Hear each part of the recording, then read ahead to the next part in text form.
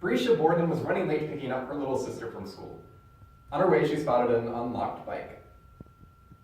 She stole it. Though her intentions were good, she was charged with burglary and petty theft. Around the same time, Vernon Prater shoplifted $86 worth of goods from a Home Depot and, unsurprisingly, faced the same charges. ProPublica of May 23, 2016 furthers. The severity of the crimes they committed were nearly identical, with just one main difference: race.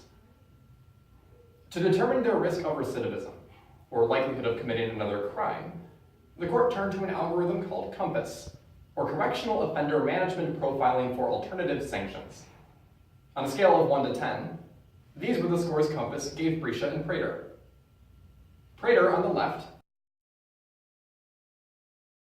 had been to jail 4 times prior, while Brescia had only ever served juvenile misdemeanors.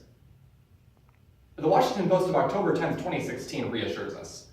COMPASS meets software company Northpoint's definition of judicial fairness.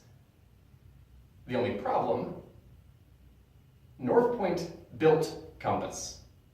The company selling this algorithm to our courts is the same service that sets its standards, while Northpoint makes it clear they don't explicitly take race into account. They ask if the individual has gang affiliations, if their friends are criminals, or if their neighborhood has a history of crime. We are blindly relying on for-profit companies like Northpoint to develop unbiased risk assessment software. And considering the millions of human inmates whose future is in the hands of a machine, we must examine the problems, causes, and solutions. To what the New York Times of June 22, 2016 calls building a bridge between race and criminality. In over 20 states, our judicial system uses what's called risk assessment software.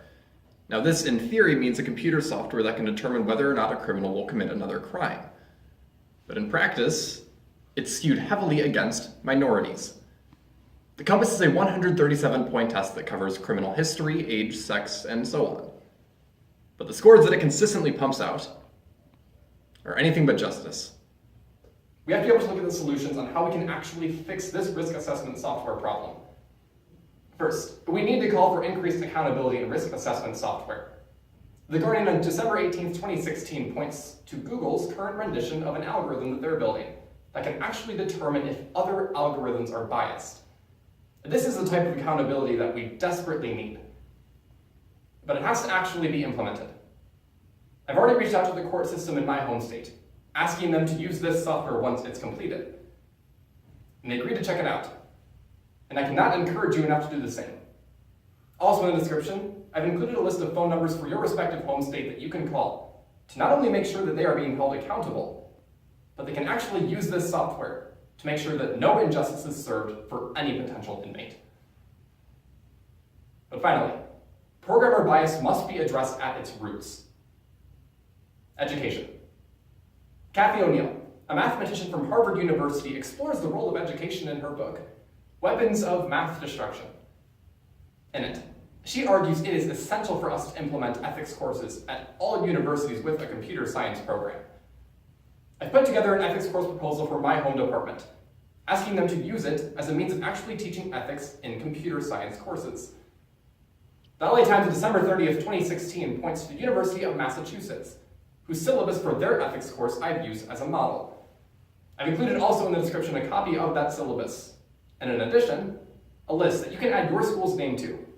I will personally reach out to each of those schools to propose an ethics course, because talking about it in forensics as a community simply isn't enough.